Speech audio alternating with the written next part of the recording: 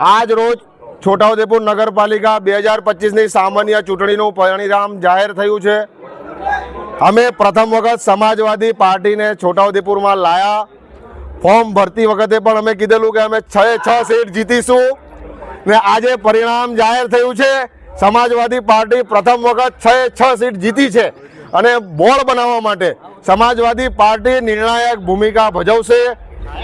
એની સાથે સાથે અમારા જિલ્લાના પ્રમુખ ભાઈ અમીરભાઈ અમારી જોડે જીતેલા 6 ઉમેદવાર અમારા ચાણક્ય નીતિકાર સબ્બીરભાઈ તાઈ, જાહિદભાઈ મકરાણી, આરીફભાઈ ચિંતામણ, મુખ્તારભાઈ વકીલ, રાજુભાઈ માસ્ટર, શહીદભાઈ વજીર અલી ને જુદા જુદા બધાનો આ પ્રસંગે હું ખૂબ ખૂબ આભાર માનું છું।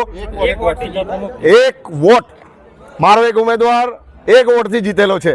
1 વોટની હું કિંમત છે એ આજે અમને અને પ્રજાને બંનેને ખબર પડી છે।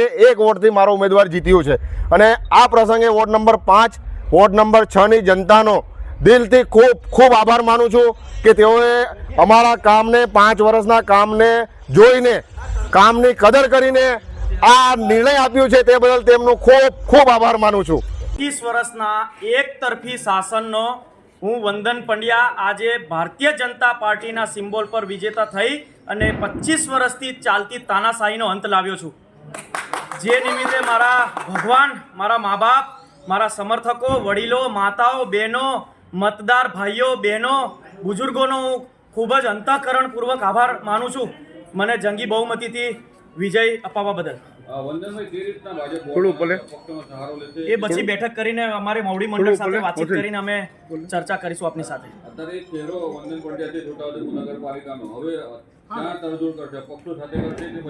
ભારતીય જનતા પાર્ટી સાથે રહેવાનું છે અને ભારતીય જનતા પાર્ટીનું બોર્ડ બનવાનું છે, નિશ્ચિત છે।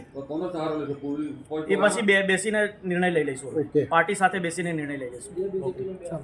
છોટાઉદેપુર નગરપાલિકાની સામાન્ય ચૂંટણીમાં આજ રોજ મતગણતરી બાદ છોટાઉદેપુર નગરપાલિકાની સૌથી મોટી પાર્ટી તરીકે ભારતીય જનતા પાર્ટી ઉભરી આવી છે।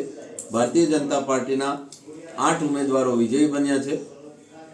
એ સિવાય છોટાઉદેપુર જિલ્લાની 2 પેટા ચૂંટણી તાંદલજા તાલુકા પંચાયત અને પાલા તાલુકા પંચાયતમાંથી તાંદલજા તાલુકા પંચાયત 1600 કરતાં વધુ મતોથી ભારતીય જનતા પાર્ટી કબજે કરી છે અને ભારતીય જનતા પાર્ટી જિલ્લામાં જે હતી એના કરતાં પણ વધુ મજબૂતાઈથી આ પ્રસ્તુત થઈ છે। સાહેબ, આગામી સમયમાં 8 બેઠકો આપણે મેળવી છે, આગામી કોની સાથે ગઠબંધન કરશે? હજી તો આજે રિઝલ્ટ આવ્યા। રિઝલ્ટના અભ્યાસ બાદ ભારતીય જનતા પાર્ટીની વિચારધારા સાથે જે આગેવાનો સંમત થઈને ભારતીય જનતા પાર્ટીની વિચારધારા સ્વીકારશે એની સાથે ભારતીય જનતા પાર્ટી જરૂરથી ગઠબંધન કરશે। નસવાડીની સીટ તાલુકાની એક ગઈ છે। ત્રિપાંખ્યા જંગમાં ભારતીય જનતા પાર્ટી 81 મતથી આ સીટ ભાજપે જીતેલી હતી જે ગુમાવી છે એના કારણોની અમે તપાસ કરી અને આગામી રણનીતિ અંગે ચર્ચા કરીશું।